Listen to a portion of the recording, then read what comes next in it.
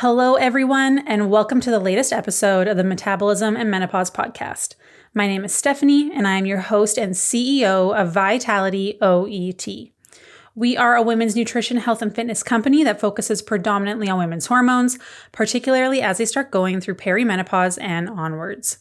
We know that you start experiencing so many changes in this time of your life, whether it be hot flashes, night sweats, irritability, brain fog, or that waking around the middle that seems to have come out of absolutely nowhere despite you not changing anything. So you go back to those tried and true methods of cutting calories, cutting carbs, doing a bunch of cardio, yet it feels like you're putting in all this effort and you're just moving backwards. But we know now that your body is inherently different now that you've gone through these hormonal changes. So our mission here at Vitality is to help you really understand how your body changes in this time of your life so you can reach those health and fitness goals, live a life full of vitality, feel in control and at home in your body again, and really understand how to take care of this new body of yours. So today I have the wonderful Coach Kirianna here with me, and we have a really great topic because it's something that a lot of people have been asking about lately, and it's, do hormones matter post-menopause? Because we hear a lot, well, my hormones are tanked. I'm already past menopause. Does it matter? And the short answer is yes, it does. If that's all you need to hear, sweet, you can shut this off and keep going and skip to the next thing. But we also want to go through what hormones actually matter post-menopause and why they matter, not only while you're transitioning, but in that post-menopausal period as well. So I first do want to touch on reviewing some of the hormones that we're going to be talking about here. A lot of the time when we refer to hormones, I can be referring to the sex hormones that most of us think about. So progesterone, estrogen, right? But that's not it. A lot of the time, we're going to actually be referring to all the main hormones in our body. And that doesn't just include only estrogen and only progesterone. There's testosterone as well and a whole bunch of other ones. So there are other hormones that are incredibly important to support you through your menopausal transition and afterwards. So blood sugar control hormones like insulin, for example. Our hunger and fullness hormones like ghrelin and leptin. Our thyroid hormones, which directly control our metabolic rate, which is how many calories our body burns at rest. So if our body's good at burning calories, easier to lose weight. If it's not so much. Then we have those feel-good hormones like dopamine and serotonin. We have other sex hormones like DHEA, DHT, and other secondary androgens as well. So we're going to talk really briefly about why the balance of these hormones really matter, even in that post-menopausal time of our life. So in a vacuum, so let's just say in a vacuum, that's not real life. None of us live in a vacuum. We have so many factors, but in a vacuum, what the menopausal transition looks like with our main sex hormones. So caveat, again, this is information that we know right now. As always, research in the research pool for menopause isn't super great. It's pretty limited, but it's finally starting to grow, which is really exciting. So typically when something new comes up, you will see me post it because I get very excited. And I do have a highlight reel on some studies on my Instagram as well. But as we go into perimenopause, estrogen can go up and down, right? But the trajectory over time is downwards. So you'll see, if you were to look it up on a graph, it goes up and down, but overall that slope, that average, is a decrease in your estrogen. Progesterone's a little bit more stable in a vacuum, where it slowly decreases, it gradually declines, and then testosterone and DHEA, a hormone for our androgens and cortisol production, stay the same, or they actually go up a little bit. And that's to help compensate for that loss in estrogen that we're experiencing. This is actually a relatively new finding. So then this is why getting your testosterone tested is so important. And when it's low, that's a problem. And we already know, if you've listened to many of the podcasts that we already have, that with today's stressful world and our high expectations and our generally go, high stress lifestyle, the menopausal transition really doesn't ever happen the way it's quote unquote supposed to, right? You see all these graphs of what it's supposed to look like. And then we do hormone testing with people and we're like, that is not what is happening. So here's where things tend to get misunderstood, is that menopause is defined as a complete cessation, totally absent 1 year of our menstrual cycle. That is menopause 1 year. It's that day, basically. So 1 year. And this is where our ovaries stop producing eggs and our sex hormones that regulate our menstrual cycle really start to decline. So that's perimenopause, the years leading up to it. And that can be up to like 10 years. People don't realize this. And we're seeing it happen in women earlier and earlier and earlier because of the stress hormones and how that affects their body and the production and things like that. So a lot of people are like, well, I'm too young to go through perimenopause. No, it depends on a lot of things, actually. And now a lot of us assume that as the ovaries stop working and they atrophy and get smaller, that means we lose all of our hormone production. And therefore, hormone production just doesn't happen anymore, leaving us with zero sex hormones. However, that is not true at all. Do some of our sex hormones decline? Absolutely. Estrogen's going to go down. Progesterone's going to go down. Do they go to zero? No, they should not. And sometimes when we see a Dutch test where it's literally 0.1, we are like, oh boy, we have some work to do for you. And it comes up a lot more often than people realize. It's wild. Honestly, it's just, I have nothing else to say except that it's wild. So what actually really happens, Kirianna? I'll let you take this part on as it's not supposed to be zero. So what really happens here? First of all, Steph, I really like this topic because there are so many people, and even myself, when I first got into more of the menopausal coaching space, where I was super under the impression that we just lose all of our hormones and our estrogen and progesterone just stops being produced.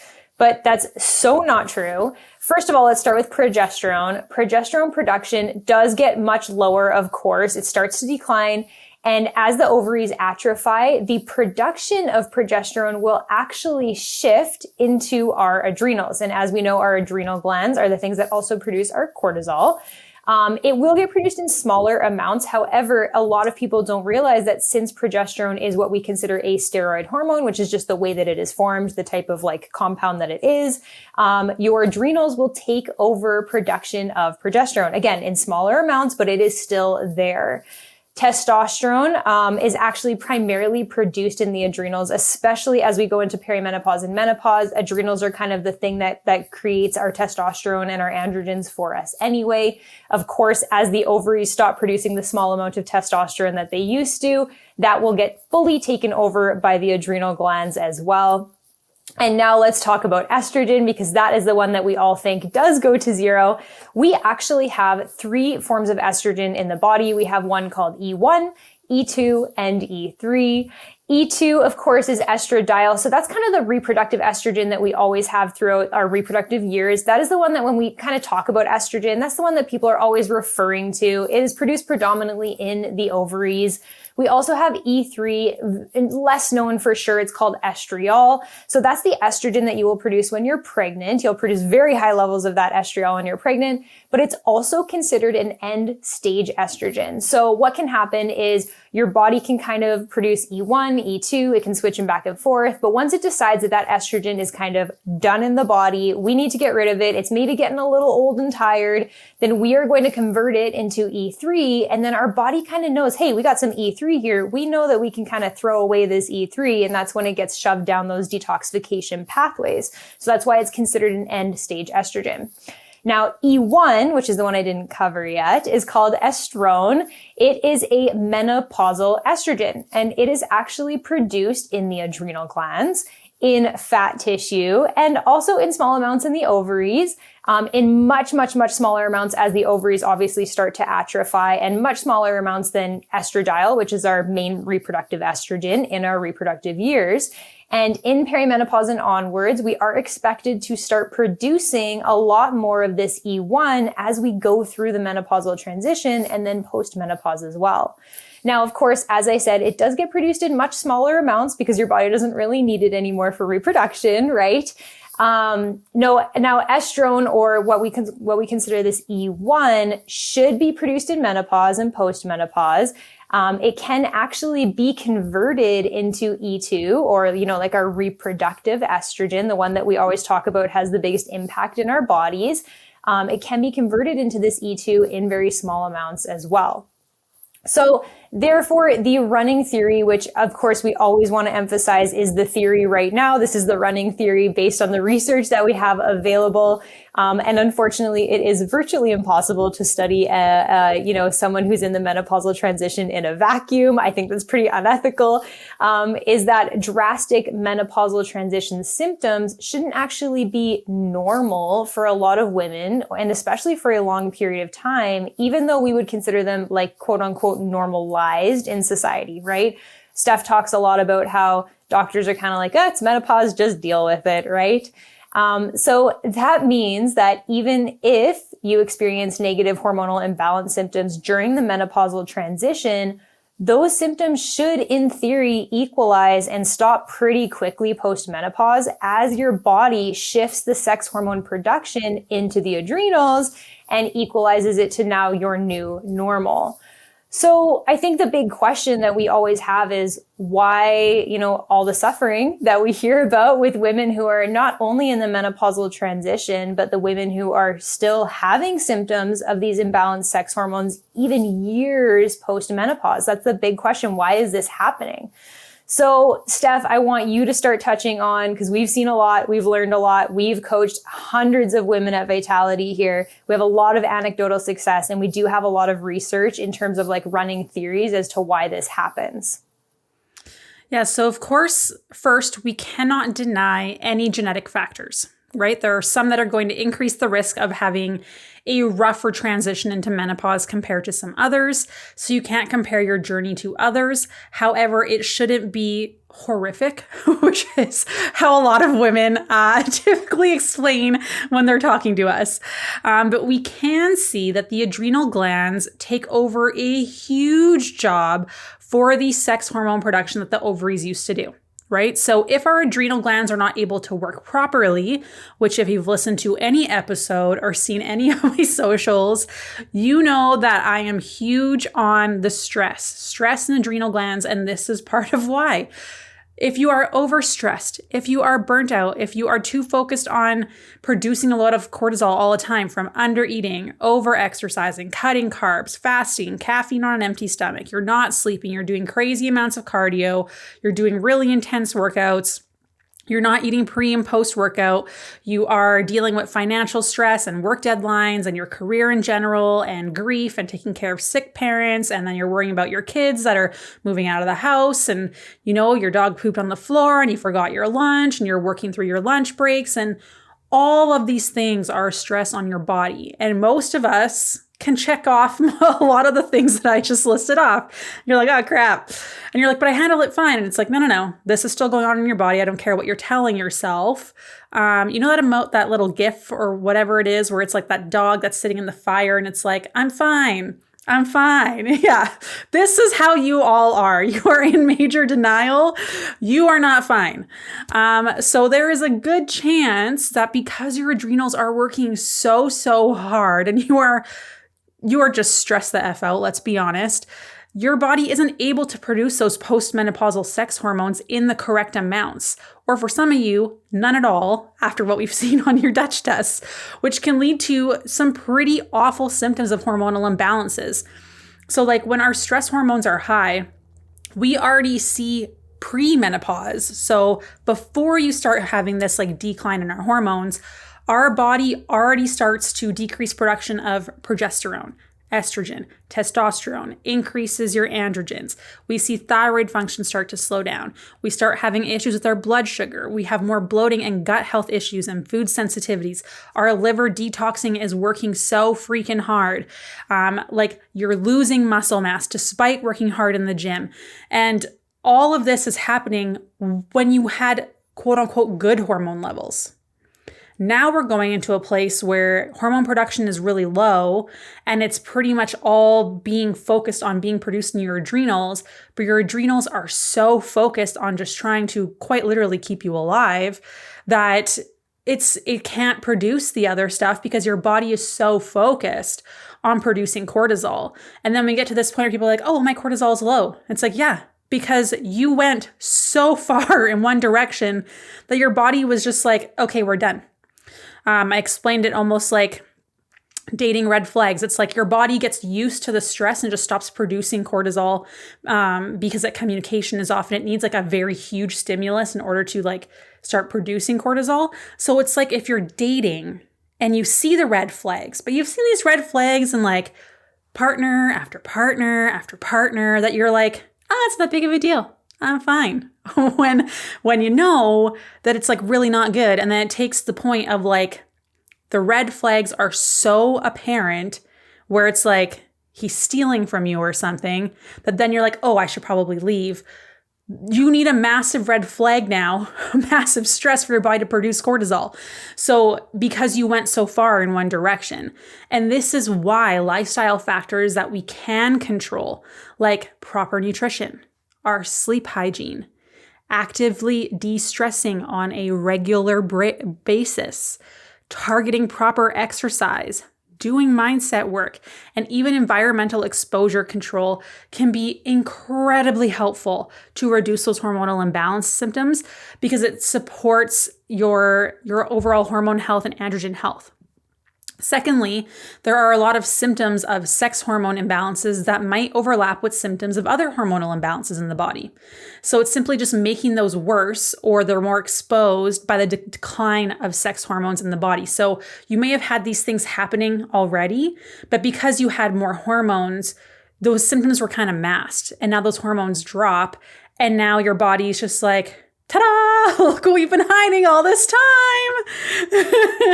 So we need to realize too that as our estrogen and progesterone go down, we can't buffer stress the way we used to. So before we could handle all that stuff and wouldn't notice these things, and now our hormones start to drop, and now it takes way less for these things to be exposed. And when those hormones drop, now it's like you didn't know all of this was happening under the surface. And it's like, boom, surprise. This is why like when they screen for like gestational diabetes when you're pregnant, or watching your blood pressure, it reveals how your body does under big stress, because your body's producing a human, like making a human, which is a huge stress on your body. So it shows you what kind of your risk factors are and what's underneath the surface that like adding that extra layer of stress is exposing. So we know people who have like higher blood pressure and things like that during pregnancy are more likely to develop like cardiovascular disease in the future. So it's kind of like a, hey, you should like probably address this sooner. This is kind of the same thing. We don't know, or you aren't aware, I should say, of what's going on beneath the surface until that level of stress is kind of like exposed. And then it's just like, oh, wow, this was, wow, not a great treat to find out about. So let's touch a little bit more on like what imbalances kind of tend to pop up and what we're typically seeing now.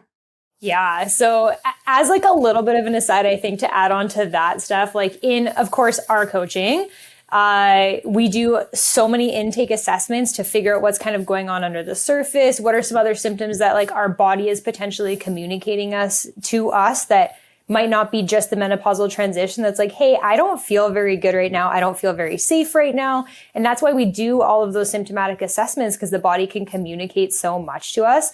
And for some people who we see lots of red flags on those internal assessments, we will warn them, like, as you get into this reverse diet, or as we start to work on your internal health or your de-stressing or your sleep hygiene, things could get worse in other categories, because things are starting to come out of the woodwork as we heal these other categories over here.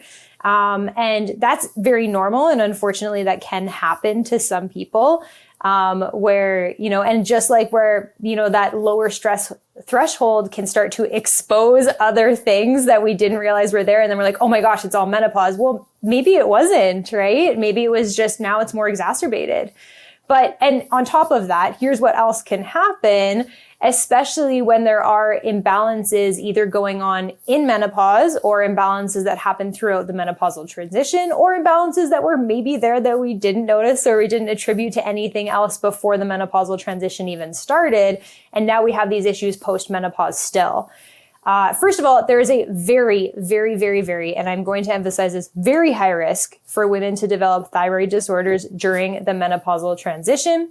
For example, hypothyroidism, so an underactive thyroid, can lead to high cholesterol, osteoporosis, heart disease, depression. These are all observed and warned about in postmenopause. Some symptoms of hypothyroidism are very similar to symptoms reported during the menopausal transition as well. Things that include fatigue, brain fog, forgetfulness, mood swings, weight gain, irregular menstrual cycles if you're in that perimenopausal phase, cold intolerance, or like inability to control your internal body temperature. Sound familiar? Maybe not menopause, maybe thyroid related.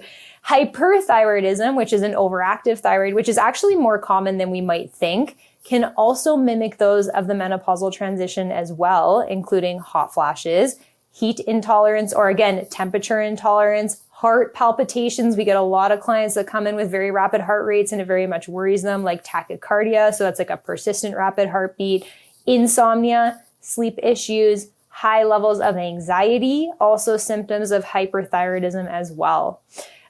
In our coaching program, we do work on supporting thyroid health, of course, as long as it's being medically supervised by a doctor, through nutrition and lifestyle practices.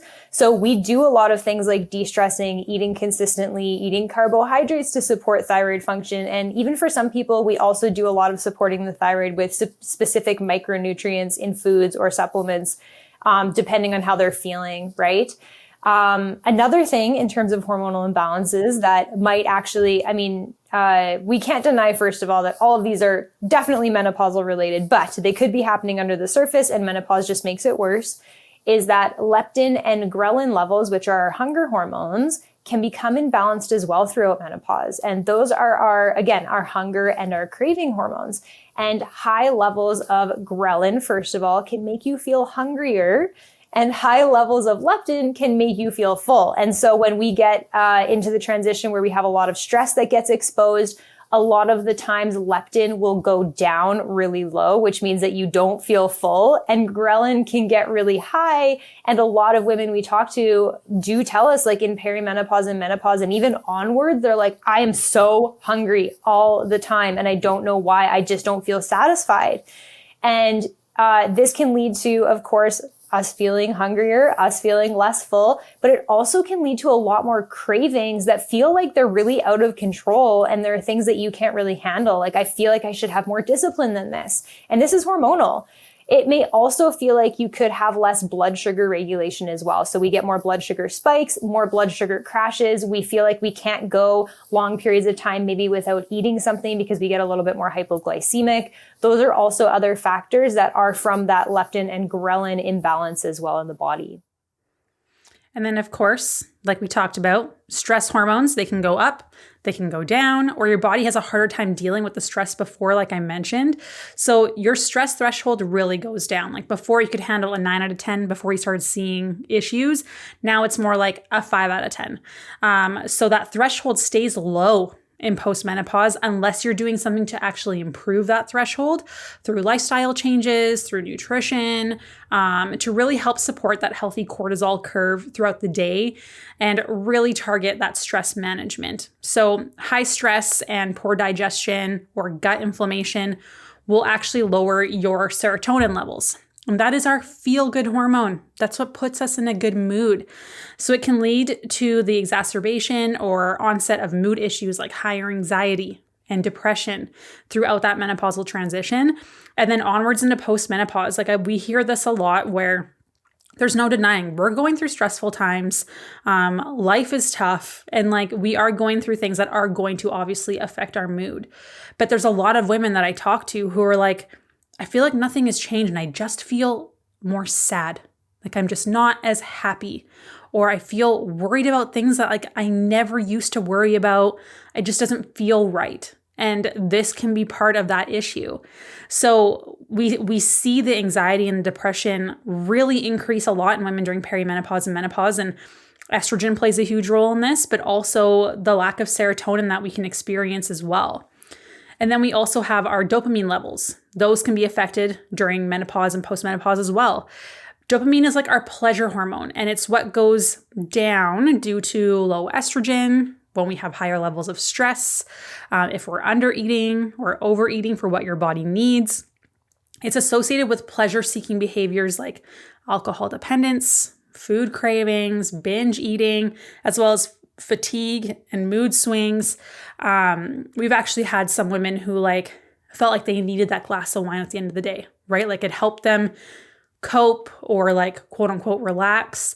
And as we got them eating enough food and focusing on de-stressing stuff, like I don't feel that need anymore. They'll still have it every now and then because they enjoy like the taste, but they're not relying on that as like this is how I unwind anymore, which is awesome for their health in many, many ways. And then we also have insulin. We see insulin levels really take a hit when our estrogen goes down and stays low because estrogen does help with our insulin sensitivity. So we're more prone to having blood sugar crashes, which will then lead to energy crashes, which will lead to then cravings where it's like, your blood sugar drops. So your body's like, we need energy right now. You look for the donuts or the chips or the chocolate, right? And then we all think, oh, well, cutting carbs is the way to control my insulin levels. And no, if you're not having carbs, your body will actually break down muscle mass, take it to your liver. Your liver turns it into sugar. And then your blood sugar goes up anyways to help provide you with energy. And then that loss in muscle, which also happens when estrogen goes down. So this stress from not even eating carbs reduces your muscle mass even more. And when we don't have muscle, we have less areas for sugar to go to. So then we lose muscle mass, we have more insulin resistance, and then that sugar gets put into fat storage instead. And we don't want that. But this is something that happens during menopause and post-menopause if we aren't actually like paying attention to our hormone levels. But you can imagine if we're struggling with blood sugar, of course it's hard to manage our cravings and our weight, right? Because that's something that really happens during this time in our life. And it's challenging. So this is why hormones post-menopause and during menopause is so important, not just for how you feel, but also for weight management and overall health as well. So if we are experiencing hormonal imbalance symptoms post-menopause or even during the transition, and it's making us feel super out of control with our bodies, which is a big thing that women come into the coaching or even into our consultation calls with, like, I feel so out of control. I feel like everything I do, my body does the complete opposite of what I want it to. Then what do we do about this to feel more in control and possibly reduce some of these unwanted symptoms? The first one, of course, very powerful and something that we utilize with every single person that we see in our coaching program is proper nutrition. Nutrition consistency, nutrition timing, nutrition amount. It's all really incredibly underrated tool that we utilize in our nutrition coaching to help the body equalize, balance out, even reduce stress. And this is because, first of all, eating enough for your specific metabolism / body supports the body firing on all cylinders, whereas under or even overeating can block hormone communication pathways through releasing inflammatory cytokines, or your body shuts down these non-essential pathways because you are not eating enough to have enough energy to kind of go around, right? Remember, everything in life runs on a bell curve. And so with a bell curve, it looks obviously like a bell. The very middle is the top side, and then the bell comes down on either side. And that kind of for us, especially kind of in the science world, it shows us that everything in moderation is key. But if you are on either end of the spectrum, you're probably going to experience very similar negative results when it comes to your body. And we can put anything on a bell curve. Remember, drinking too much water will kill you, right? That's the bell curve for water too. And just because you're not actively gaining or losing weight doesn't mean that you're actually eating the right amount for your body. So we'll get some people coming in and they're eating like potentially a really, really good amount of calories because they're like, yeah, I want to fuel my body. I'm eating really, really well, but I'm eating maybe 3,500 calories, and that's a crazy good amount. Don't get me wrong. But if you're experiencing all of these symptoms of hormonal imbalances still, that might be an indication that even if you're not gaining weight, that might be just like a lot of work and stress that the body is being put under. And if we can pull you back just a little bit and see how the body feels, that actually might help you feel better and open up those hormonal communication pathways again, because your body's just not working as hard trying to digest all that food you're eating. It goes the same the other way too, which is more common for us to see, is women come in significantly under eating, history of dieting. Steph, you talk about this all the time, eating 1,200 calories, and their body's like, we don't have enough energy to go around, so we got to shut this stuff down, right? And once we can get them properly eating enough for their body, then we're able to, get those communication pathways up and running. They start to feel way better. And there's always a very, drastic difference in whatever symptoms they're experiencing that they want to feel more in control over. I think that's a really good point to talk about, because like when I was going through my hormone stuff, my weight stayed pretty stable. Like I didn't have huge changes, but the way I felt was wild. So just because your weight is staying the same doesn't mean these things aren't happening and that things have to be addressed. And it took just like tightening up my diet, doing some self-care stuff to really see changes. And then afterwards, like I did feel less inflamed and stuff, even though like on the scale, nothing had changed. It's crazy how much better I felt, but also how I looked, like my skin, the puffiness, my energy, my sleep. So this is that's a really good point to make. So the next one is consistently getting in the same energy.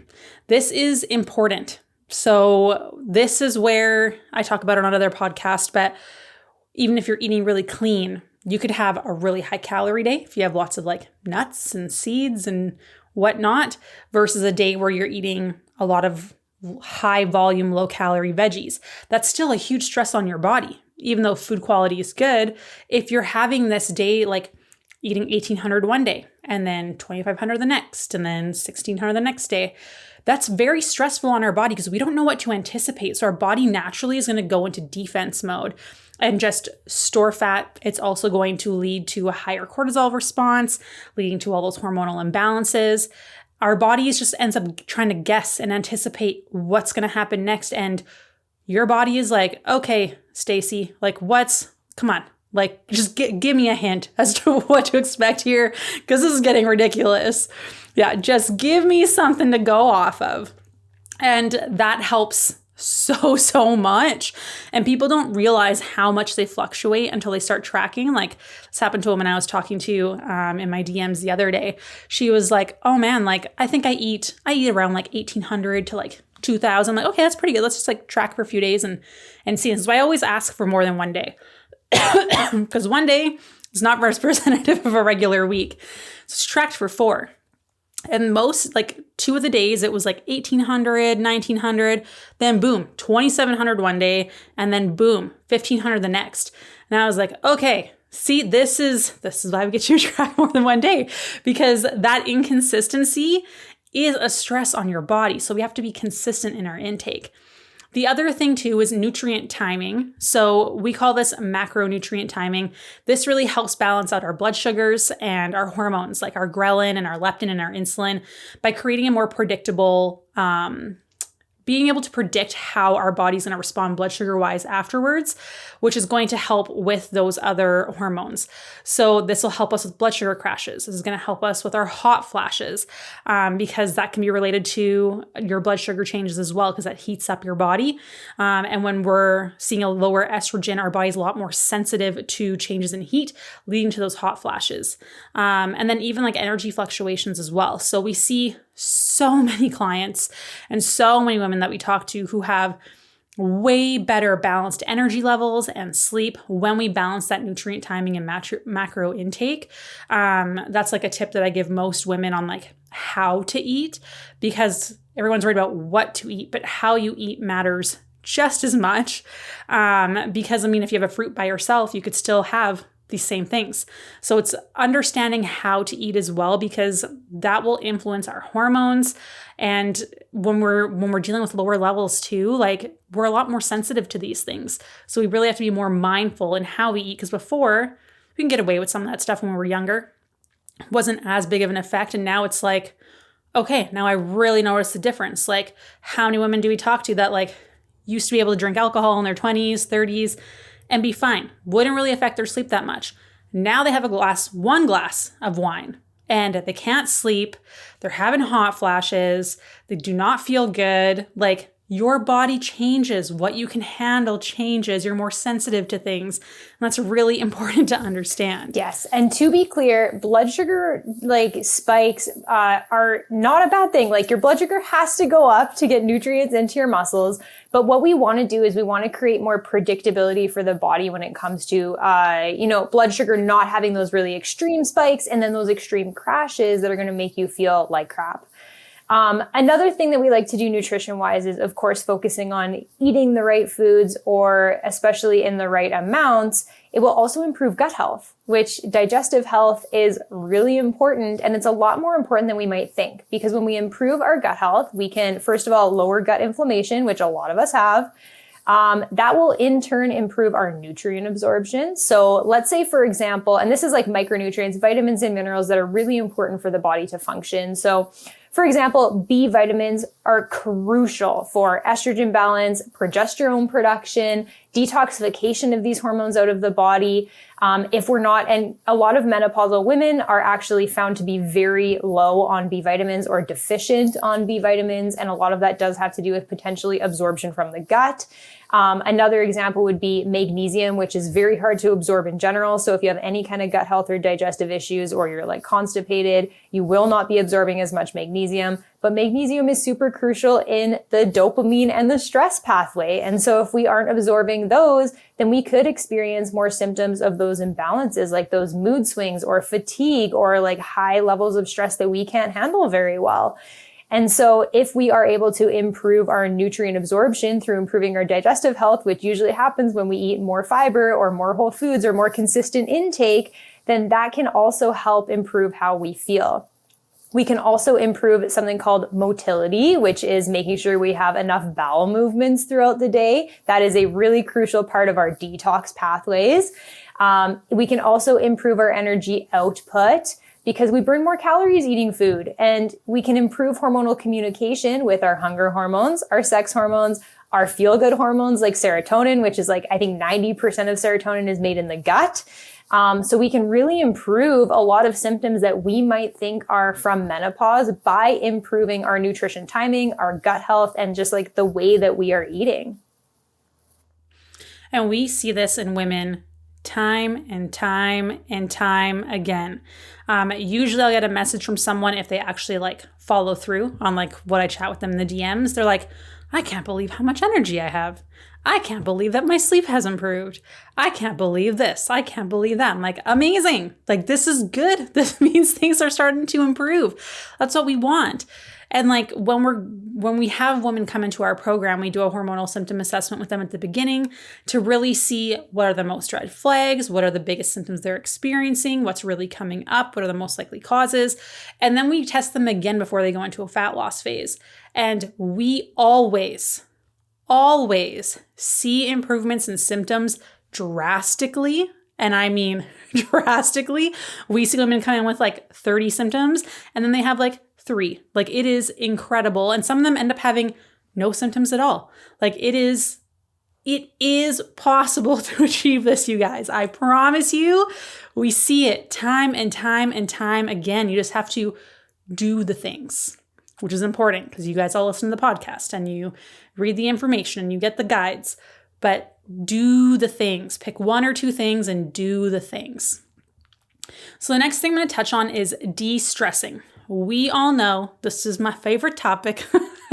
We know that cortisol is the queen of all things. She is the puppeteer. She controls everything, influences everything. Like, what she says goes. She is like the Regina George of Mean Girls, runs the school. That's how this works. So we can have a lot of control on our cortisol levels, actually, but we all feel like we can't. But you can. You cannot remove all the stressors from your life. That is not realistic. But you can learn how to buffer your stressors through proper nutrition, through proper lifestyle, to really help support your hormones. And as we mentioned already, sex hormone production shifts to those adrenal glands where that cortisol is produced. This happens post-menopause. That's where the estrogen is produced. That's where the progesterone is produced. That's where the testosterone is produced. So if we are not working to improve our stress, to nurture our adrenal glands, to allow them to recover and take the little bit of heat off of them, we're not giving our adrenals the best chance to produce cortisol in the right amounts, but also allowing for the progesterone and the testosterone and the estrogen to be produced there. And we see time and time and time again that as we pull clients into a lessened state of stress, their menopausal symptoms improve drastically, like the frequency of their hot flashes, their food cravings, fatigue, their ability to sleep, brain fog, joint pain, like the list goes on and on and on. And then we also have appropriate exercise. So this one is huge for helping you with your hormones, for helping you with blood sugar, with so many things. So the way you exercise matters. What signal are you sending to your body? Do I need to build and maintain muscle mass, or is it not necessary and I can get rid of it? Because your body's already in a state with the high stress, with the low estrogen, with the low testosterone, that it's harder to build muscle. Like your body is already predisposed to want to get rid of it. So you have to make an active effort and like make it a priority to maintain what you have or even build more. And this only happens through progressive overload training, through resistance training. It's not going to happen from cardio. It's not going to happen from HIIT. The F45s, the Orange Theories, the boot camps, the circuit training, those are not set up in a way for you to build muscle. It is set up in a way for you to just stay as you are or actually break down muscle, especially if you're not eating enough food, enough carbs, enough protein, if you're not eating pre and post workout. You are just further improving the muscle breakdown signal as opposed to the muscle building signal. So then those scales aren't tipped in your favor and you start losing muscle mass. So what happens is muscle is so important for blood sugar regulation. I already mentioned if you lose muscle, you become more insulin resistant. We know that if you have less muscle, you're more susceptible to falling and having fractures. We have lower bone density. We know that if you go into a surgery with less muscle, there's a greater risk of complications and recovery takes a lot longer. Your hospital stays are longer, which is not a good time, right? And plus it's what makes you look fit and toned. Lots of us are trying to lose weight, but you don't realize like the body that you're looking at has a lot more muscle mass than you think. So you got to think about that too, because people will like lose weight and they're disappointed they don't look a certain way. It's like, yeah, you don't have enough muscle. Like that's the problem there. So muscle plays much more of a bigger role than just aesthetics. It's helping you with your hormonal balances, helping you with your blood sugar, and really setting you up for success and improving those hormonal symptoms. And there's not like a ton of research yet on like post-menopause and muscle health when it comes necessarily to like hormonal symptoms. However, muscle health is so important. And we have so much research actually on women who have PCOS, which is a form of a very intense hormonal imbalance for a lot of us. And there are tons of studies that show that when we improve our muscle health, it actually significantly reduces the intensity or the progression or the symptoms of PCOS. So we would be kind of remiss to not assume and have a theory that that also helps us in other ways hormonally as well, right? So something else that is brought up often as a solution to menopausal symptoms is HRT. And I really, really wanted to touch on this with you, Steph, because I think it's a very important topic. I think it, for some, is very, very helpful. It can solve a lot of issues that a lot of women are experiencing by providing hormonal support externally. We have several clients on HRT to help support their menopausal and postmenopausal journeys. It works really well for some of them to help them feel their best. Again, there are always different ways that we can approach how you're feeling. And if you're in a place that you're not feeling good, it's usually not because of one thing. There's a lot of variables that go into that. There's probably a lot of time that has gone into that you didn't realize either. So when we get into, this position where we're like, okay, well, how can we start to help? Some people do go the HRT route. And I think it can be very helpful because a lot of the times women really don't feel great. And even for them to try to improve these lifestyle factors, a lot of them are like, I feel so horrible that I can't even begin to start to make these changes and put in this much effort for me to be able to see these positive rewards that I need to see. And so for some, HRT can be really helpful. But for some, HRT is actually not a solution. And this is why we never ever, first of all, like in the coaching, we're a nutrition coaching company. We are very much about supporting women through lifestyle factors and nutrition. We always encourage women to talk to their doctors about their symptoms and make sure that they're getting their doctor's opinion or their medical professionals. A lot of people are going to functional doctors and stuff, getting their opinion on what they should do from a hormonal standpoint for sure. But for a lot of women in the program, that HRT is just not a solution. And there are so many reasons for this that a lot of us maybe don't think of, such as HRT is not available to them where they live. We coach a lot of women that are not in North America, and there are a lot of countries in the world still that do not have HRT that's a readily available treatment for women in menopause.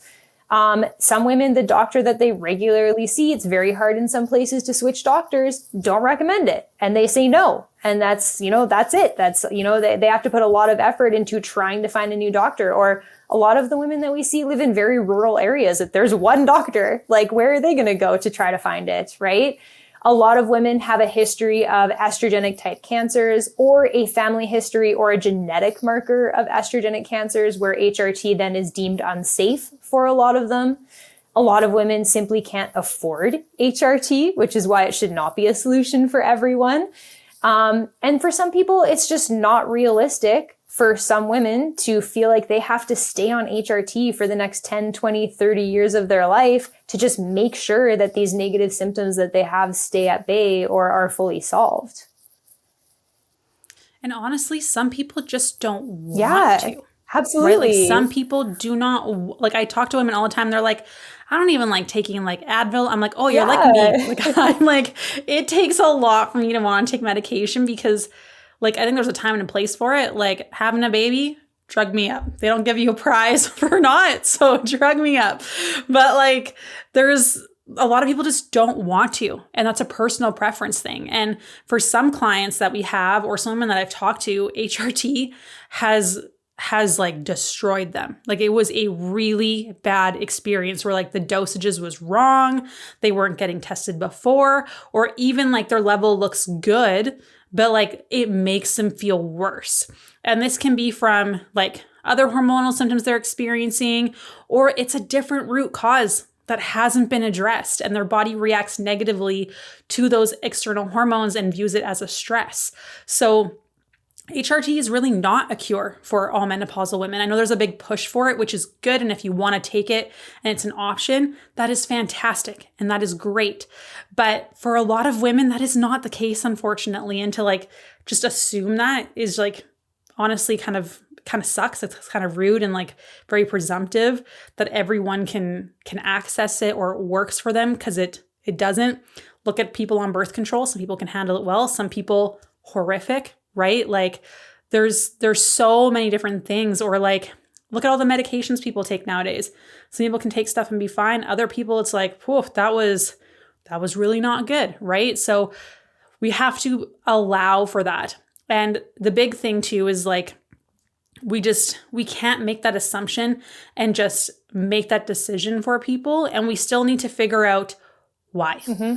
Why is this happening? Mm-hmm. Yeah. And we still need to fix those root causes that may have brought all this on. Right. And so again, we're not saying, and like, it's not like we're discouraging HRT. I think we have so many clients in our program that are on it, and it really helps them and they feel really good on it. And it helps them make a better transition into changing those lifestyle factors that we know are probably going to set them up for long-term success. Absolutely. And it just fully helps support those changes in them feeling better and, getting to the muscle health and things like that. But also for some people that we see, our bodies, as we go through menopause, become very sensitive. And I'm sure some of you have experienced this where you're like, I can't drink coffee anymore at all after 8 a.m. because I will be up all night. And you never had that before. Like you used to be able to drink coffee before bed and you were fine. Or some women who come in with autoimmune conditions, their bodies are so much more sensitive because they have a much more sensitive and activated immune system at all times. And so those could be situations where speaking to maybe your healthcare provider about supporting the body with potentially pro-hormones, what we would call them, or like precursor hormones, can also be more helpful or supportive, because sometimes just those high dosages, even at the very lowest end of like estrogen or progesterone or even testosterone, can be very potent.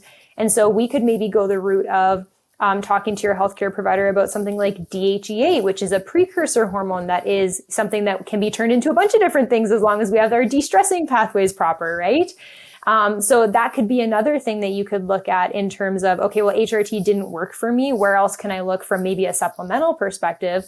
But we also want to be very clear that, first of all, you have to fix your lifestyle factors if you want this to stick and you want to see actual improvement. It's just like saying, hey, I'm going to take a supplement to like help myself with whatever I'm not doing in my lifestyle. And then when I stop the supplement, you can't expect to maintain those results. And the supplements probably won't even work and be a huge waste of money because supplements are supplemental. They're not something that you do without changing the rest of your life, right? And so we also want to be very clear that HRT is not for weight loss. Steph, you've said this many times, so we're going to emphasize this. Taking HRT will not solve your problems in that department. It will not undo the multiple years of dieting, of stress, of over-exercising that you subjected your metabolism to, and that menopausal transition probably brought out of the woodwork. The menopausal transition, again, probably just magnified that stress on your body that, your body was already under. And it just made it more unmanageable. So the HRT is not going to help improve your metabolism as much as you think. It's not going to help you with weight loss. You still need to undergo, probably for most of us, going into that, phase 1 reverse diet type of phase where we get you really consistent with your nutrition, get that metabolism back up faster than it is now to put you in a position where fat loss is actually possible again. Yeah. And I think I do want to touch a little bit here on, the hormones, like the pro hormones and stuff like that, because like with HRT, I have a beautiful chart somewhere with a bajillion arrows that like show you all the different conversions of like, okay, estrogen can convert to this. Testosterone can convert to this. DHEA can convert to this.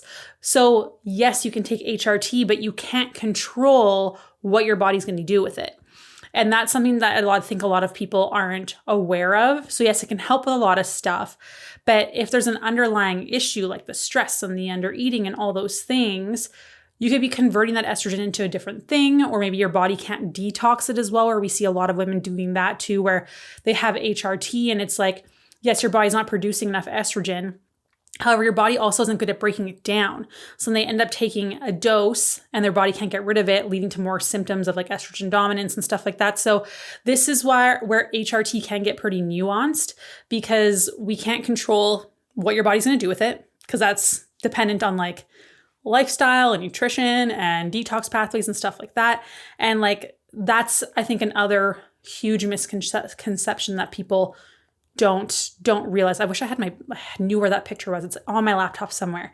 Yeah, but there's so many. And like, when you understand that, it'll make more sense. Like, oh, this is why it doesn't work for some people, because like they could be just really pushing one pathway over another for conversion because of the other underlying things that you haven't addressed yet. So this is why understanding the why is so important. And if it helps with your symptoms so we can start addressing the why, amazing, that's awesome. And if you want to take it, great. But for some people, when they have adverse effects, this is why. And like Kirianna said, like HRT will not fix weight loss. It will not fix your metabolism. It will not magically make your body good at burning calories. That's not how this works. So unfortunately, you still have to do the work. Which I know sucks. Yeah, which I know sucks to hear, but you still got to do the things. So the only way to improve your energy output, so improving your metabolism, making your body better at burning calories, other than like thyroid issues, because that's obviously, it takes a lot more to work on and there's other nuances there. But in order to make your body good at burning calories, we need to be consistent and having proper energy in. Okay, so this is nutrition, this is nutrient timing, this is de-stressing, exercising the right way, other lifestyle improvements. HRT can be a great tool to help with some of those improvements to make this process more doable for you and feel good for some of us. But when it comes to like understanding weight loss, for example, Our metabolism is like a fire. And if we're not providing enough fuel for that fire gets smaller and smaller and smaller. So your body sucks at burning calories. There's nothing, that flame is little. So we need to make sure we're always putting in adequate food in to keep that fire burning, so our body's good at burning calories. Because if you don't have any fuel to burn, you're hooped. Metabolism slows down. Your body sucks at burning calories. So while HRT can be a great resolution for a lot of women, it is absolutely not the only way. So if you're someone who can't take HRT, or you're put into surgical menopause and all those things, there are so many people that cannot. No, it is not the only way that you can feel good again. And you should always be supported with proper nutrition and lifestyle and habits to really maximize your results and actually feel good. And you also, like, a lot of women don't want to take hormones for the rest of their life, or they can't. So a lot of people utilize it as a temporary fix to quote unquote just get through it, without understanding a lot of what they're experiencing is probably lifestyle based and history of like dieting and all those kinds of things. And all you're doing is like, imagine this poor little fish, and the environment is dirty and gross. The fish tank is gross.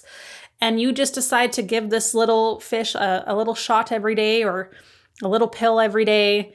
And then you're upset that this fish isn't thriving and it's not doing well.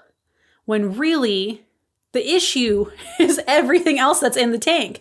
But that's how we approach a lot of our things these days, is we think that just taking a little pill or a shot is going to fix everything, but it's not, because we're not addressing the root causes. We're not fixing the environment. We're not looking back and understanding why. This is the whole threading of like the tangled headphones analogy. I know most of us use like AirPods and stuff now, but you know, like with wired headphones, it gets into like a big knot, right? So for us, we can't just like pull on things and like, oh, maybe this will work. Maybe this will work. Maybe this will work. And you end up making the knot tighter and tighter. Whereas really we have to go back and like weave the headphones from the way that they come, understand how we got to that point to untangle them, right? Like that's what we're basically doing, is retracing our steps backwards. And we don't do this enough. So if we don't do that, we're just pulling and pulling and pulling and making things worse, when we have to dig deep and go backwards and like figure out why and how, and then we can address what we're going to do to actually get you to a better place. Mm-hmm. That's a great example. Here's another one that I always think of, is because this happens to a lot of people, is let's say that you want to lose like a bunch of weight. And instead of taking a step back and being like, okay, what habits can I change to make sure that this is sustainable? We say, I'm going to go on keto and I'm going to get somebody to make me a keto meal plan, and I'm only going to eat exactly what it tells me to eat every single day. And I'm going to lose the weight that I want to lose. And then what? Because none of us think about the fact that, okay, well, when you're done that, first of all, is it sustainable? Absolutely not. But when you're done that in 5 years from now, how are we keeping that weight off? Because we didn't learn anything from being on that keto meal plan and just like eating exactly what it told us and turning our brains off. We didn't learn anything. There's no nutrition literacy there. And so, you know, we can't expect that anything is going to change if we just snap our fingers and don't actually change the things that are causing all the issues. Exactly. Just like the fish. You're mad that the fish is medicated. It's not dead. It's not dead because we're keeping it alive, but it's definitely not thriving because we just need to clean the tank. And a nice clean tank. It's not a happy fish. It's not a happy fish, you guys. You're not a happy fish, okay? So something else I wanted to touch on that can influence our menopausal and post-menopausal hormone imbalance symptoms that we don't really want to leave out. I know, Steph, you did a podcast on this already. Would be something like environmental stress. And this is more than just like work stress. This is actually something that's considered like endocrine disruptors or xenoestrogens. We're thinking of like BPAs, atrazine. These have all been clinically shown that in very high amounts, with extreme exposure, these compounds can have a very disrupting effect on some people's hormone levels. And the only solution to this is clean your tank, is to change your environmental exposure to those things. We can always work on making sure that, you know, when you do have these extreme exposure like problems that persist, maybe atrazine, a lot of the time it is used in like fertilizers. So if you live by a farm or something, you can actually get exposed to it quite easily for some people in some areas. making sure that we can reduce that exposure, but then also supporting the body in terms of like detox pathways and stuff like that can be very helpful for people like that as well. But also just didn't want to go without acknowledging that those can also be post-menopausal hormone disruptors as well. So really, the moral of the story here, to like summarize everything for you, is that hormones are absolutely 100% important in postmenopause, and not just our estrogen, not just our progesterone, but our androgens, our stress hormones, our thyroid hormones, hunger hormones, blood sugar hormones. All the things work together to create a body that feels safe, that feels good, that functions properly, even in and post menopause. We can help to ensure that these hormones are not only communicating properly, but are in the right amounts to not create negative symptoms. So yes, they're going to be lower, but we still need to have a balance between progesterone and estrogen. We still need to have the right ratio of testosterone to estrogen. That stuff matters. And we need to make sure of this, because otherwise we have all these negative symptoms that you're suffering from. And through nutrition and lifestyle and environmental control, you can achieve a lot. And this doesn't mean that you won't need some extra help, right? But turning to medications to help you short term, or, just to get you being able to feel like you can do the things, can be super helpful. But no, that's not addressing the why. We aren't going to be helping your metabolism and you to lose weight that way. It's not going to happen. So it's not going to solve the entire issue for like why you're experiencing these things, especially when it comes to weight loss. So no, your hormones are not supposed to be zero. They're produced in other areas of your body, predominantly the adrenals. So understanding how to take care of your adrenals and that pathway is so freaking important. I did a whole podcast on it, on cortisol, a little whiles back. I think I've done like 2 or 3, because this is so huge. Like, if you can master this, you will be okay. And this is like the core of our coaching. This is how we help women. And it's not just by removing stress, it's by how do we buffer stress, take stress off the body with proper nutrition, proper exercise, lifestyle, environment, giving you good coping skills, helping you manage your blood sugars. All of those things are going to matter. And it can seem like a lot, and it can seem super overwhelming, but this is where like just starting small and taking that step, you might have this giant goal, right? But it's not really the goal. That's a result. You're looking for a weight loss, or you're looking for a symptom to be reduced. That is the result of these mini goals that you're going to accomplish through learning how to eat, what to eat, when to eat, how to manage your stress, the food timing stuff. Like, all of those things are the goals to get you to that result. So until you can master those goals, that result will not happen and it will not be sustainable. And I think that's where a lot of things get misconstrued. So yes, hormones matter. Adrenals matter, even more importantly, post-menopause. And that is something that we just cannot tell you enough of. And literally why I say the word cortisol multiple times in every podcast we have ever done, literally ever. Kirianna, do you have any like last closing thoughts for everyone? Yeah, I think first of all, even though we are referring to like all hormones, estrogen and progesterone still matter post-menopause, because we're still supposed to produce them in small amounts. One question that I think we get a lot, Steph, is will the Dutch test even read anything? For instance, if I take the Dutch hormone and cortisol test, does it even matter post-menopause? And yes, it does, because you can actually read post-menopausal levels with the Dutch test. And not only does it just test estrogen and progesterone, but it'll test your testosterone. It looks at your DHEA. It looks at all your secondary androgens. It looks at your estrogen pathways. It actually tests E1, E2, and E3. So you can see what your levels are for each of the hormones as well. And it will test a lot of your cortisol stuff, which is what a lot of people come in here for as well. So it tests your cortisol curve, cortisol metabolism? How is your body detoxing these hormones properly? What can we do to support it? What kind of nutrient timing works for us when it comes to the test results? So it can actually help us quite a bit, even though I think some people think, oh, well, I'm postmenopausal, like there's no point testing. There is, because we actually should have good ratios and we should still have those good levels, even though they're in lower amounts. And again, the Dutch test will test postmenopausal levels, which is awesome. Yeah, and I think it's always a surprise. Like when people they're just like, oh my gosh. And like we see things from all kinds of stuff. Like your cortisol levels are testing high, but you're not producing anything. So your body's just really not good at breaking down and getting stuff out. Or we're seeing more like inflammation, or like there's so many things that it can show us, which is so important. Whereas like in blood work, it'll be like, oh, your cortisol's high. It's like, okay, but is it high because I'm producing a lot? Or am I not producing that much? My body's not good at getting rid of it. Is it just the time of day? Because you can have high cortisol at nighttime, which is a problem, right? Or it's like you test it in the morning and it's normal, but what's it doing in the evening? The curve matters. So like, I always find it super eye-opening, and like, I look at all of them, right? I always like take a peek and I'm like, oh gosh, this person's got this going on. And usually it's like something we like assume is already happening based on like our assessments and stuff. We can usually have a pretty good hunch, but it's nice to have that confirmation, and it'll give us like little pieces of like the detox pathways and stuff. That's always really helpful. But yes, all of this matters post-menopause. A lot of our women take the test. It's super helpful. If you're interested in that, just let us know. But I hope this was helpful. Please send this to all of the menopausal and postmenopausal ladies in your life, because this stuff matters. Your hormones still matter post-menopause.